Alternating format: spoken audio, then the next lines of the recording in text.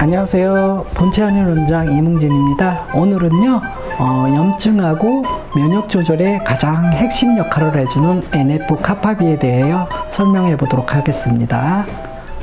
네. 오늘은요, 면역과 염증 조절의 마스터 스위치가 되는 핵 전사인자인 NF-카파비에 대해 설명드리도록 하겠습니다. PPT 보시고요. 다음 넘어가겠습니다. 일단은 NF-카파비가요, 염증에 되게 모든 염증에 거의 관여를 하는데 되게 다양한 작용이 있겠죠, 아무래도. 그래서 이제 기본적으로 이제 인플라메이션, 이게 염증이란 뜻이거든요. 일단 NF-카파비가 활성화되면 염증 모드로 빠지기도 하고요. 그 다음에 또 그 선천성 면역 세포들인 대식세포라든가 아니면은 덴트로사이트라고 수지장 세포 같은 것들이 또 활성화가 되면 염증 상황이 일어나거든요. 그러면 또 그것이 NF-카파비에 영향을 주면서 또 활성화되거든요. 그러면 이제 여러 가지 이제 다양한 어떤 기작들이 활성화가 되는데, 일단 기본적으로 세라피 레지스턴스, 요게 뭐냐면 어떤 치료의 저항을 나타내고요. 그 다음에 이뮤노 서프레션, 그러니까 면역 억제, 그러니까 면역을 억제하는 어떤 작용도 또 있고요. 그 다음에 메타스타시스, 요거는 뭐냐면 전이에도 관계를 하고요. 그 다음에 안지오 제네시스, 그래서 혈관 신생에도 관여를 하는 신호를 내고요. 그 다음에 또 셀룰라 메타볼리즘, 그러니까 세포의 어떤 대사 조절에도 또 영향을 주고요. 그 다음에 캔서 스템셀이라고 암 줄기 세포를 형성하는데 또 영향을 주고요. 그 다음에 EMT 엔드 인베이전 돼 있는데, 이게 뭐냐면 상피 간엽 전환인가? 아마 그런 뜻일 거예요. 그래서 이제 상피세포가 어떤 NF-카파비의 신호를 받으면, 이게 이제 그 어떤 형태가 바뀌면서 어떤 세포 구조 조직으로부터 떨어져 나가면서 이제 이주가 생기고 이제 전이가 될 수 있는 어떤 형태를 바꾸거든요. 그런 거의 관계를 또 촉발을 시키고요. 그 다음에 튜머셀 서바이벌, 그러니까 뭐냐면 종양세포를 생존하게 하고요. 그 다음에 튜머셀 프로리퍼레이션, 요거는 뭐냐면 종양세포를 갖다가 증식시키고 확장시키고 오래 살게 만드는 그런 작용을 하고요. 그 다음에 제네틱 앤드 에피제네틱 얼터레이션 돼 있죠. 요거는 뭐냐면 유전하고 후속 유전적인 어떤 발현을 갖다가 변이를 일으킨다는 얘기하고요. 그 다음에 그렇게 해서 이제 프로 인플라메터리, 이제 어떤 전 염증 상태에 있던 거를 사이토카인이라든가, 또 요 사이토카인은 먼저도 얼핏 얘기했지만 면역세포와 면역세포 간에 서로 신호 전달하는 메시지하는 화학 전달 물질이거든요. 그리고 케모카인스, 요거는 뭐냐면요, 화학 주석 물질이라 그래갖고, 예를 들어서 혈관 어디에서 요런 화학 주석 물질이 이제 이렇게 분비가 되면 혈관 속에 돌아다니던 단핵구라든가 모노사이트 같은 거를 갖다 이렇게 불러들인다든가 하는 화학적 신호를 주면 어떤 나름대로 특정한 어떤 면역세포들 같은 것들이 이렇게 글로 집중해서 모이게 하는 어떤 신호 전달 신호 물질이거든요. 예, 그렇게 보시면 되고요. 그 다음에 또 NF-의 다양한 제고, 이 앞에 그림하고 또 이제 거의 비슷한 내용인데, 일단은 첫째는 이제 여기서부터 살펴볼게요. 일단 프로리퍼레이션을 했죠. 그러니까 뭐냐면 어떤 분화를 촉진하는 어떤 그런 분화와 증식을 촉진하는 어떤 화학물질들을 갖다, 사이토카인들을 갖다가 이렇게 분비를 갖다 매개를 하고 촉진하는 건데, 그래서 사이클린 D1이라든가 사이클린 요 사이클린 하는 거는 뭐냐면요, 세포가 분열할 때 세포 분열 주기가 있거든요. 그 주기를 촉진하는 물질들이에요. CDK 촉진하는 단백질 물질들이고, 그 다음에 사이토카인 물질들이고요. 그 다음에 CDK도 마찬가지고요. 그 다음에 이제 미기라는 거, 이거는 이제 유전자 중에서도 특히 세포 분열을 촉진하는, 그래서 줄기세포를 만드는데 중요하게 기여하는 그런 물질이고요. 그 다음에 이제 TNF, 예를 들어서 TNF 종양 개사인자인데 TNF 알파니 뭐 이런 얘기 했었죠. 요게 대표적인 염증성 사이토카인이거든요. 그래서 요게 많이 분비가 되면 IL6라든가 뭐 이런 것들이 활성화되고 또 TNF 알파에 의해서 그 당뇨 그 뭐죠? 당뇨 저항, 인슐린 저항성, 이 TNF 알파에 의해서 인슐린 저항성이 엄청 이제, 증폭이 되면서, 제2형 당뇨가 일어나는 주 인자도 이거거든요. 그래서 이 되게 대표적인 염증성 사이토카인이다 그러면은 TNF 알파라는 거하고 인터루킨 1돼 있죠. 요거하고, 특히 인터루킨 1 베타라 그러죠. 그리고 IL6 요거는 인터루킨 6라 그러고, 요건 제가 이제 요런 것들 앞에서 한번 강의 거론한 적이 있었죠. 그 다음에 이제 세포 또 생존에 또 기여를 하거든요. 세포를 생존케 해요. 특히 그때 생존케 할 때 관계되는 물질들이 뭐 이렇게 BF1이라든가 아니면 CADD 이름도 참 어렵죠. GATD458이란 물질들, 그 다음에 대표적인 게 이제 또 요거 세포 생존에 관여하는 또 신호전달 물질 BCL2, 또 BCLX 뭐 이런 거거든요. 그 다음에 이제 트라프 1 내지 1, 2, 그 다음에 XIAP 뭐 이런 물질들, 그 다음에 CIP1, 2 이런 거는 그냥 자세한 거 많이 검색하시려면 이제 한번 하나하나 용어 찾아보시고요. 너무 이런 것까지 다 설명하면 시간이 너무 오래 걸리니까 그렇게 이렇게 그다음 이제 이렇게 뭐죠? 서바이빈 이런 것들이라든가 이런 물질들. 그다음에 MnSOD 요거는 뭐냐면 망간 SOD가 이제 이게 뭐냐 활성산소를 갖다가 이렇게 없애버린 무독하면 되는 그런 활성산소 해독제? 그런 망간하고 연관된 그런 물질들인데 어쨌든 그렇게 해서 세포 이렇게 생존에 관계하고요. 그 다음에 요 TRAF가 요게 뭐냐면요. TNF, 니가 이제 아마 이게 아마 관련된 어떤 그런 뜻일 거예요. 그러니까 TNF와 리셉터, TNF 리셉터하고 어소시에이트, 요 A가 어소시에이트 관련된 팩터.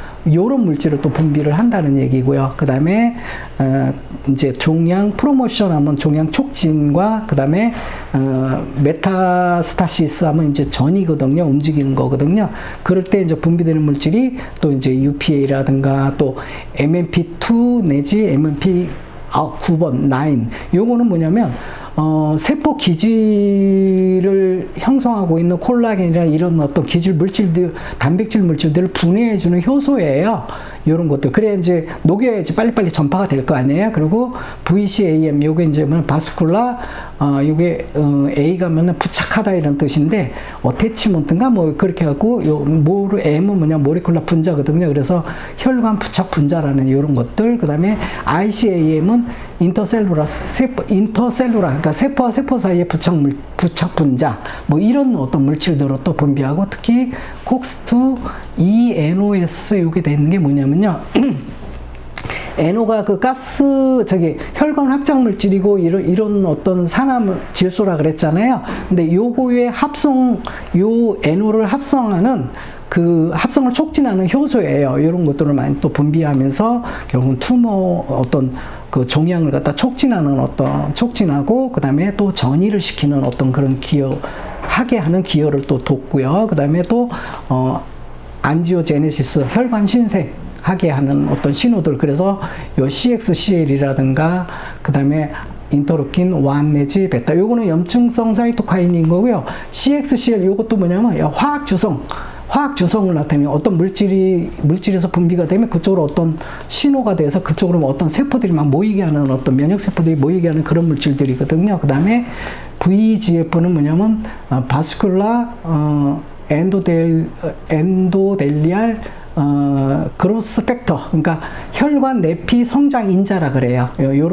그런 혈관 내포 성장을 촉진하는 그런 인자들. 그다음에 인터루킨 8, 이것도 인터루킨 그 8요. 이것도 염증성이고요. 그다음에 여기 저산소 상황일 때 히프온이라는 거 많이 늘어나고요. 그 다음에 TNF, 대표적인 염증성 사이토카인이라는 이것도 분비를 촉진하게 되고요. 그 다음에 또 셀 데스 앤드 엔티 프로리퍼레이티브 이펙트, 이거는 뭐냐면 세포가를 서바이벌처럼 세포가 이제 셀 데스는 세포가 죽는다는 건데, 그거 죽거나 혹은 엔티 프로리퍼레이티브 이펙트가 뭐냐면 증식을 갖다가 막는 어떤 효과를 갖다가 또 촉진하는 물질인데, 그러니까 세포 자살을 유도하는 물질들이거든요. 쉽게 얘기하면. 그래서 FASL은 뭐냐면 파스 리간드라는 뜻이고요. 이 파스가 바로 또 세포 자살을 유도하는 물질 중에 대표적인 그 신호 전달 물질이거든요. 그리고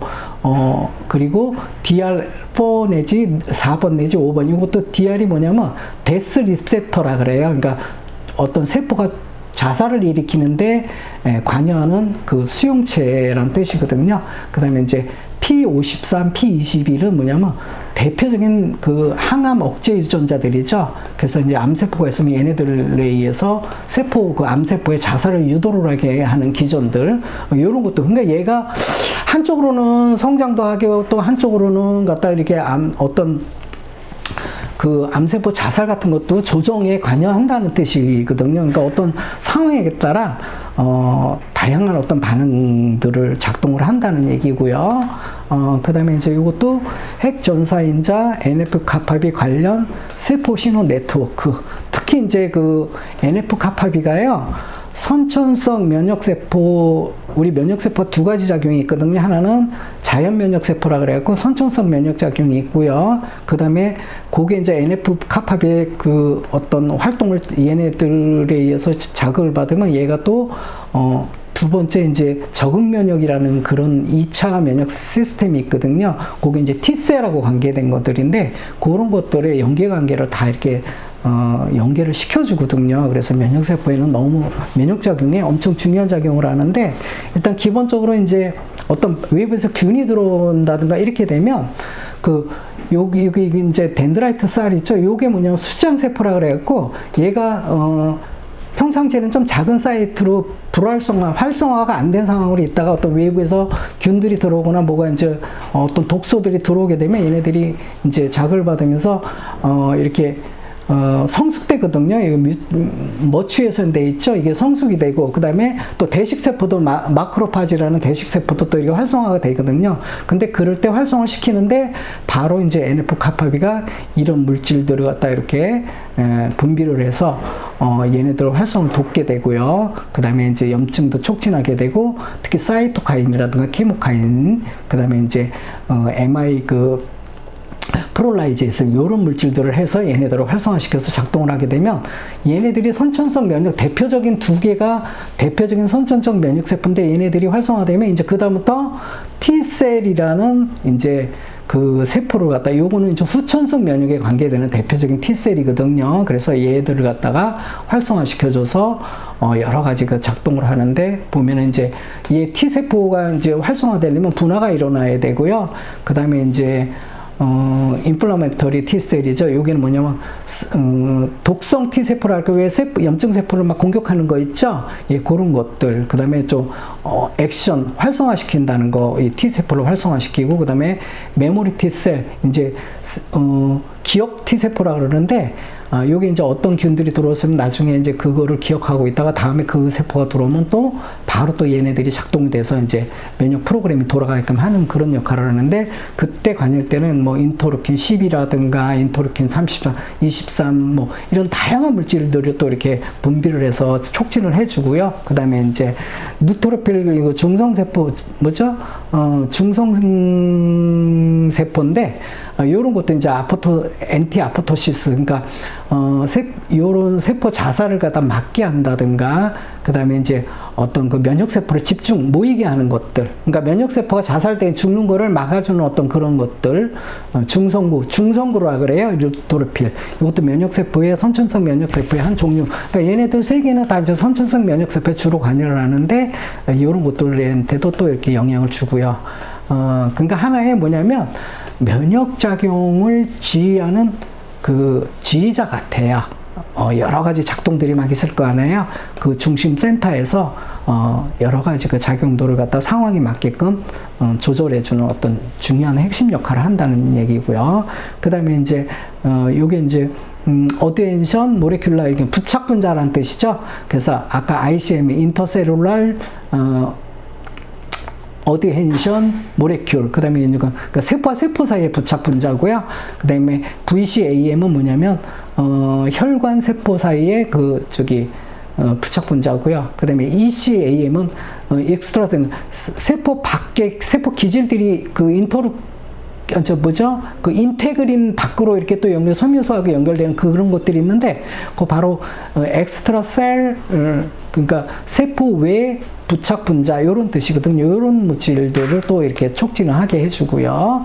그렇게 해서 결국은 부착과 그 다음에 또 침공, 이 부착 물질을 하는 건 뭐냐면, 세포들이 이렇게 침공을 쉽게 하기 위해서 또 이렇게 부착도 하고, 그 다음에 이주에도 관계, 전이라 그러죠.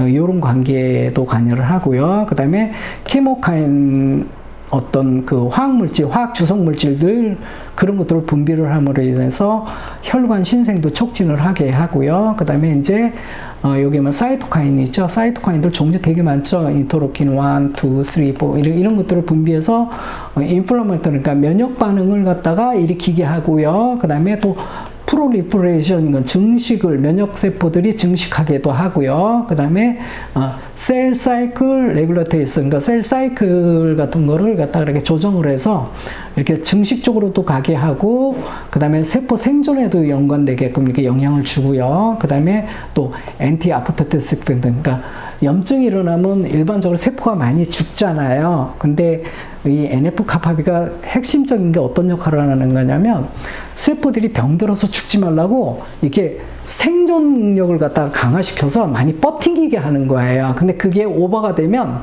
암세포 같은 거는 어떻게 보면 죽어줘야 되는데, 얘네들이 너무 지나치게 어떤 정도성,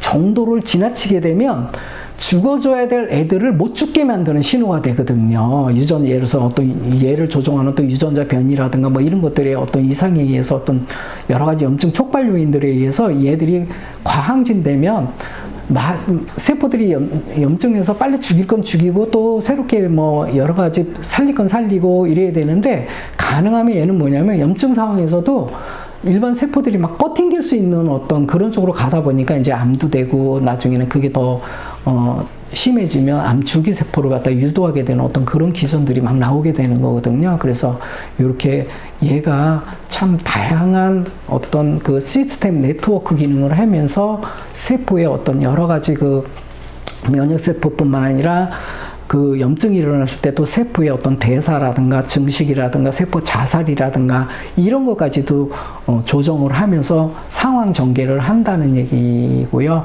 근데 그게 정상으로 바람직하게 될 때는 되게 이제 인체를 건강을 유지하는 쪽으로 가는데, 얘가 어떤 동기에 의해서 여러 가지 어떤 상황들에 의해서 정도가 되게 중요하거든요. 너무 과해도 안 되고 부족해도 안 되고. 근데 그 정도를 상실하게 되면 여러 가지 어떤 하는 역할을 많이 하다 보니까 또 무수한 질병 발병에도 또 관여를 해요. 예, 그런 거 하나 이해하시고요. 그래서 이 NF-kappaB가 되게 많은 면역세포하고 세포 대사주기라든가 이런 게 너무 많은 부분에 관여를 하기 때문에요.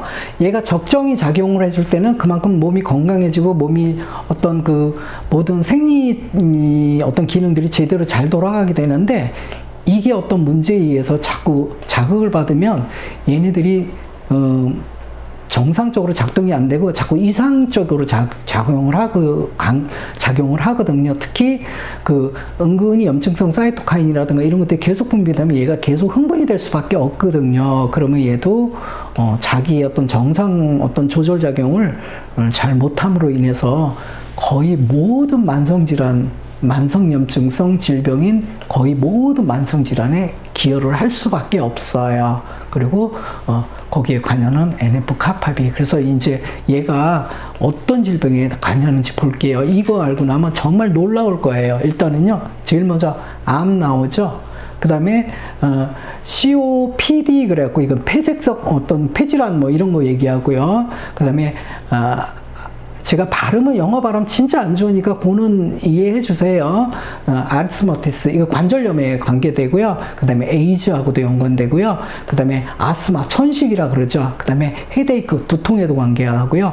당뇨 1형, 2형 당뇨 다 관여하고요. 에이징요, 노화라 그래요. 그 다음에 여기 루푸스, 왜 홍반성 난창이라고 자가면역 질환이 있거든요. 이것도 난치 질환 중에 하나예요. 그 다음에 폐혈증에도 관여를 하고요. 그 다음에 굿 디지즈, 장질환, 장에도 뭐, 과민성 대장주근이니 아니면 리키굿 신드롬이니 뭐 이런 것들 여러 가지 장 기능이 약화돼서 장벽이 뚫리면서 장 내 어떤 독성 물질이 체내 피 속으로 막 체내 쪽으로 세포 속으로 들어오면서 문제 일으키는 것들, 여러 가지 그런 것들, 그 다음에 스킨 디지즈, 피부 질환들, 바로 여기 장에서 뚫리면 또 피부 면역 알러지 반응이라든가 이런 것 때문에 피부 알러지 반응이라든가 이런 것도 어떤 문제들 많이 오거든요. 그 다음에, 바이럴, 인펙션, 그래요. 감염 같은 문제들. 그 다음에 슬리버는, 요거는 이제 수면장애 같은 거, 불면증. 그 다음에 이제 시스템이 인플로메터리, 그러니까 레스폰스, 그러니까 이제 뭐냐면 시스템적인 또 염증 반응에도 또 되게 관여를 하고요. 그 다음에 이제 또 여기 자세히 보면은 여러 가지가 있는데, 제가 조금 여기, 반사광 때문에 잘 안 보여갖고 일단 그다음에 굵직한 거 크론병, 그러니까 거의 모든 병에 관계된다고 보시면 되시고요. 그다음에 이제 뉴로제네시스, 여기 뭐냐면 신경 어떤 뇌 중추신경계에 어떤 노화에도 관계돼서 뭐 알츠하이머병이라든가 치매라든가 뭐 이런 거에도 많이 관여를 하고요. 그다음에 이제 또 골다공증에도 관여를 하고 레날 신장 어떤 질환에도 관여를 하고, 그러니까 모든 만성 질환에 다 관여를 한다고 보시면 되세요. 그다음에 또 동맥경화에도 관여를 하고, 그다음에 이제 멀티플 스클레로시스, 그러니까 다발성 동맥경화 이런 것들, 그다음에 머스큘라 디스트로피, 이제 근육 어떤 위축 같은 것들, 이런 거에도 다 관여를 하고요. 그 다음에 카디악 질환, 심장 질환에도 관여하고, 심부전, 뭐 이렇게 그 다음에 이스체미 허혈이라든가, 그 다음에 리페틱스, 어쨌든 이런 것들 거의 모든 질환에 다 연관이 돼 있다는 거 좀 참고하시고요. 그 다음에 이제 여기서 이제 많은 질병의 원인이 요 NF-kappaB가 이제 관여를 하고 있다는 거 이렇게 보시고요. 그 다음에 이제 또 염증 및 면역 조절과 암주기 세포와의 마스터 스위치인 NF-kappaB를 조절하는 한약 작용 특성, 이렇게 표현했는데, 이게 뭐냐면 이 NF-kappaB가 사이토카인도 관계하고, 그 다음에 산화 스트레스에도 반응해서 염증을 일으키고, 그 다음에 또 염증성 사이토카인을 자극을 받아서 또 염증을 일으키고, 또 바이러스 감염에 의해서도 염증을 일으키고 다 관여하거든요. 그 다음에 그로스 팩터, 영양이 과잉될 때 성장 인자들이 있었죠. 걔네들이 또 염증을 일으킬 때도 또 관여를 하고, 그 다음에 피지컬 스트레스, 육체적인 스트레스, 신체적인 스트레스, 뭐 이런 것들, 그 다음에 정신적인 스트레스 다 관여를 해요. 그 다음에 이제 DNA 데미지랄, DNA 손상됐을 때도 전부 이 NF-kappaB가 이제 활성화되면서 여러 가지 이제 아까 같은 셀 사이클이라든가, 그 다음에 뭐 이게 뭐죠? 이런 것도 세포 자살이라든가 사이토카인이라든가, 그 다음에 이런 기능들, 아까 이거 다양한 기능들 있죠? 걔네들이 다 격발이 돼버리거든요. 그래서 그렇게 하고요. 어쨌든 그래서 이런 어떤 자극들에서 NF-kappaB가 활성이 되면 다시 또 사이토카인이라든가 케모카인이라든가, 그 다음에 셀 사이클 주기, 세포 주기, 분열 주기를 컨트롤한다든가, 아니면은 튜머 리셉션? 이뮨 리셉션. 네네네. 세포 면역 수용 어떤 그런 것들, 그 다음에 그로스 팩터 성장 인자를 또 조절한다든가, 또 아포토시스에 대한 어떤 조절 같은 거, 레귤레이션 조절이고요. 그 다음에 또 하나는, 산화 스트레스라든가, 안티엑시던트, 그러니까 이제 항산화하고, 그 다음에 스트레스 반응에 대한 어떤 유전자 조절, 이런 데도 관여를 하거든요. 그렇게 해서 이 NF-kappaB가 상당히 많은 질환에 관여를 하고, 대개 우리 한약재들이, 이제 우리 한방의 한약재들이요, 전부 보면은 공통점이 거의 NF-kappaB를 다 건들고 지나간다는 얘기. 그래서 한약 적용의 특성이 이게 모든 많은 질환들을 갖다 관여를 하기 때문에 얘를 조정하는 한약 성분들이 주로 얘를 꼭 컨트롤하고 들어간다는 거 조금 하나 이해하시라고 이렇게 그림 집어넣습니다. 다음 갈게요. 그 다음에 이제 암에서 줄기세포, 암줄기세포와 촉진 또는 억제에 관여하는 세포 신호.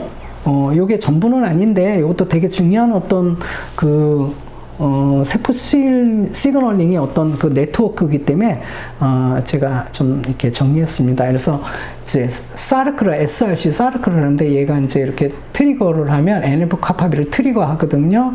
그걸 트리거 하면 여기서 이제 린 28 어떤 요런 단백질을 활성화하게 되면 세포 암 줄기세포로 바뀌어 버려요. 그리고 또 IL6하고 상호작용해서 얘가 염증을 일으키기도 하고, 또 IL6에서 또 얘가 이렇게 또 NF 카파비가 또 활성화되기도 하고, 서로 이렇게 쌍방향으로 하는 건 상호작용이고요. 일방적인 화살표는 이쪽으로 촉진한다는 뜻이고요. 그 다음에 이제 그 IL6 인터루킨 6번이 저기 하면 저번에 스테스3 있죠? 대표적인 암 증식 신호라든가 아니면 그 자가면역 질환, 그 류마티스 관절염이라든가 자가면역 질환의 염증 기전에 이 IL6하고 스테스3, 암하고 자가면역 질환에 관여하는 염증 증식을 시켜주는 아주 대표적인 신호들이거든요. 이렇게 되면서 그러면 이제 여러 가지 이런 뭐 셀 모빌리티라든가 세포 유동성, 그다음에 컨센셀 암세포 증식이라든가 여러 가지, 그다음에 셀프 리뉴얼 오브 튜머 이니시에이팅 셀들, 이게 뭐냐면 셀프 리뉴얼은 뭐냐면 자꾸 자기적인 증식을 하는 줄기세포 특성을 갖게 된다는 거예요. 그러니까 암 줄기세포가 된다는 얘기고요. 셀 모빌리티는 어떤 세포의 모틸리티, 불멸성을 갖다가, 그래서 자꾸 세포 증식이 되면서 죽지 않게 만드는 것들, 그 다음에 그런 상황들이 되고요. 그 다음에 이제 다행히 이 레세븐이라는 요런 물질이 유전자인데, 요 유전자에서 활성화되는 요 레세븐이라는 물질이요, IL6를 억제를 하고, 또 하나는 라스라는 물질을 억제를 해서, 이 라스도 아까 라스, 라프, MAPK 뭐 이런 세포 증식 신호 있었죠? 얘들도 뭐냐면 NF 카파비를 통해서 암을 증식하는 신호들이거든요. 그러니까 얘가 레세븐이 요거하고 요거를 억제를 해요. 근데 재밌는 게 뭐냐면 린 28이라는 얘가 암 줄기세포를 촉진하는 어떤 그 신호 전달이, 유전자가 또 이 레세븐을 또 이렇게 억제를 해요. 그래서 서로 이렇게 물려 있다는 거. 그래서 어떻게 보면 항상 우리는 촉진하는 게 있고 억제하는 게 있고 항상 서로 그 상대성이 있거든요. 그래서 중요한 거는 이게 적절하게 균형감 있게 할 때는 얘만, 그러면 이제 얘는 증식시키니까 얘는 나쁜 놈들이고 얘는 뭐 증식을 막으니까 얘만 좋은 놈이냐, 그런 개념 아니에요. 왜냐면 증식을 해야 될 때는 또 증식 신호가 활성화가 돼야 되고요. 세포가 정지를 할 때는 왜냐면 무한히 계속 증식을 하면 안 되잖아요. 그때는 또 얘가 브레이크를 걸어줘야 되거든요. 그래서 양쪽 신호가 균형과 견제와 이런 밸런스를 잡았을 때, 우리가 이제 상처가 났거나 어떤 세포가 이제 분열을 필요할 때는 오히려 세포가 증식이 돼야 되잖아요. 그럴 때는 또 이쪽이 또 활성화되는 게 맞다고요. 그래야 세포가 자꾸 복구가 돼서 손상된 세포의 어떤 숫자들이 늘어나서 그 복구가 되면서 충전이 되어서 상처가 날 거, 세포들이 없어진 게 복구가 되면서 나을 거 아니에요. 근데 그런 것들이 정도성을 상실할 때, 예를 들어서 어떤 그 증식이 너무 지나친 쪽으로 지나치게 갈 때, 또 아니면은 또 너무 얘가 막는 거가 세포 증식을 또 너무 못하게 하면 그것도 하나의 뭐냐면 세포가 때로는 생활 속에 조금 다치는 거를 복구를 해서 분열을 시켜서 이렇게 충전을 해야 되는데 그게 또 안 되면 그게도 병이거든요. 그렇지만 일반적으로 봤을 때는 우리가 어떤 암의 어떤 증식 상황에서는 얘들이 이런 기능을 한다 하는 것들을 얘기해 주는 거지, 얘네들이 뭐 절대적으로 어느 놈은 나쁜 놈, 어느 놈은 나쁜 놈, 이런 개념 아닙니다. 중요한 거는 정말 적절하게 서로 밸런스를 잡아가면서 이 작용이 있으면 얘가 컨트롤해주고 얘 작용이 있으면 얘가 컨트롤해서 서로 밸런스를 견제를 해주면서 균형을 잡아야 된다는 거, 그게 정말 중요한 거거든요. 예, 그 다음에 또 이제 암줄기세포 증식 신호와 유전자 및 억제 성분도, 이렇게 이제 복잡한 단단한 게 있는데 이렇게 볼게요. 일단 TNF 알파하고 히프온, 이게 저산소상일 때 어떤 격발되는 것들, 그 다음에 인터루킨 1 베타 전부 염증성 사이토카인에서 이 NF-kappaB 염증을 일으키기 위해서 얘를 활성화시키거든요. 그 다음에 이제 또 IL-6 신호가 또 이 NF-kappaB를 활성화시켜 염증을 한다는 거예요. 서로 상호 관계하는 거 많이 봤죠. 그 다음에 이제 IL-6가 스테스리하고 또 이렇게도 영향을 주고 또 스테스리는 또 이렇게 주면서 또 IL-6로 활성화 염증이 되고요. 그 다음에 이렇게 되면서 하나는 IL-6가 확정이 되면 하나는 노치 신호라 그러는데 이것도 대표적인 암증식 신호거든요. 이렇게 한 줄기 내려가고요. 그 다음에 또 NF-kappaB를 활성화시켜서 또 이 여러 가지 NF-kappa가 활성화가 되면 또 이렇게 한 줄기 내려오고요. 그 다음에 이제 SHH 뭐 이거 소닉 해치호그라는 거를 했고 이게 암주기 세포를 또 일으키는 대표적인 신호 경로거든요. 얘가 이렇게 돼서 이렇게 되면서 이제 뭐 SLUG 뭐 슬러그라든가 트위스트라든가 그 다음에 이제 요게 스네일 요런 유전자를 격발을 해서 결국은 암줄기 세포로 이렇게 넘어가게 만드는 하나의 신호 기작들이 되고요. 그 다음에 이제 TNF 알파하고 TGF 베타 이거 있었죠. 얘네들이 또 서로 이렇게 영향을 주고 또 TGF 베타가 또 이렇게 주면서 암줄기 세포를 유도를 해주고 TNF 알파 자체가 염증성 생각들 TNF 알파도 몇죠? 콕스2, PG2 얘네들 자체도 또 이렇게 이쪽으로 갖다 암줄기 세포 이런 어떤 유전자를 격발을 해서 암줄기 세포에 를 생성하고 피운되는데 유전자를 암줄기 세포를 일으키는 유전자가 피운되는데 되게 이렇게 기여를 한다는 신호들의 어떤 대표적인 기작들을 한번 이렇게 놓아봤고요.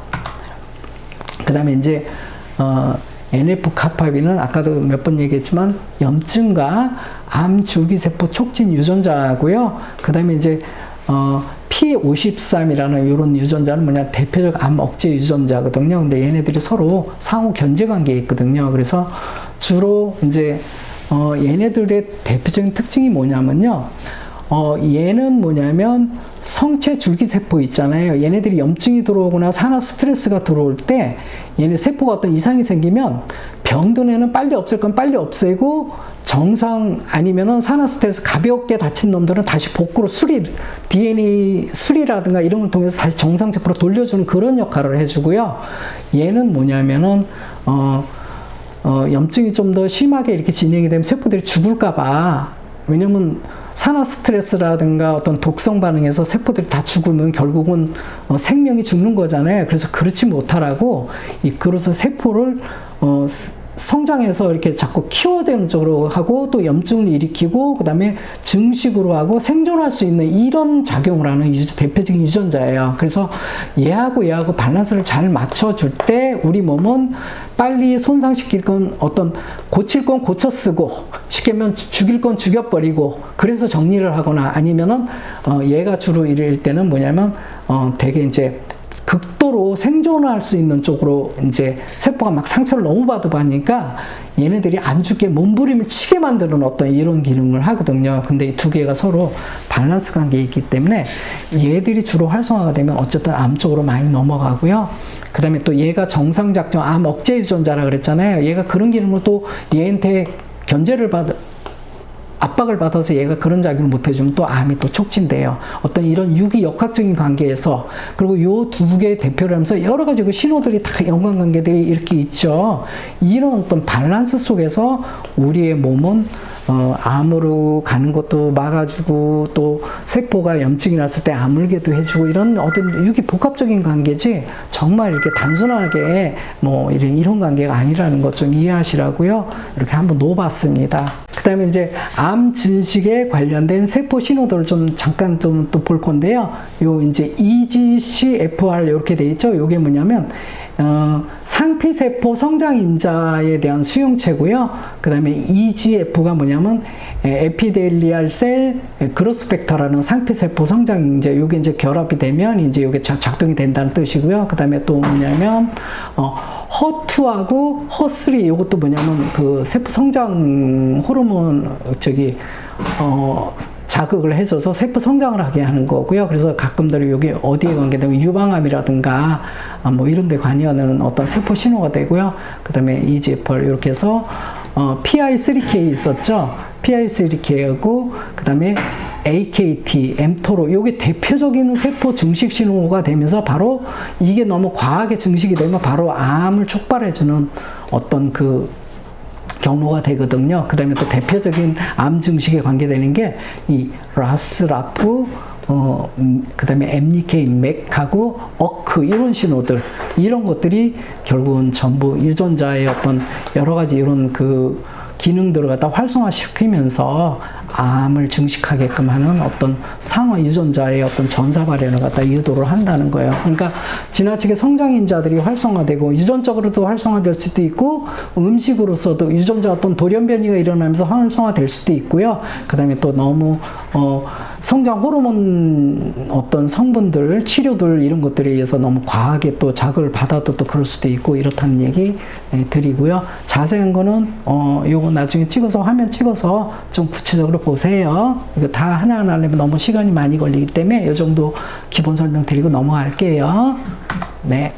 그 다음에 이제 면역세포 신호 전달 물질은 크게 보면 두 가지가 있어요. 하나는 사이토카인이라는 게 있고요. 그 다음에 케모카인이라는 게 있는데, 이 케모카인이 뭐냐면 화학 주성 물질이라고 그러거든요. 이 사이토카인은 세포와 세포 간에 또 이렇게 신호 전달 물질이고요. 그래서 이 케모카인은 뭐냐면, 화학 주성이라는 게 뭐냐면 이 물질이 분비되면 거기에 뭐 이래서 단핵부라든가 어떤 세포들이 막 그쪽으로 집중을 해요.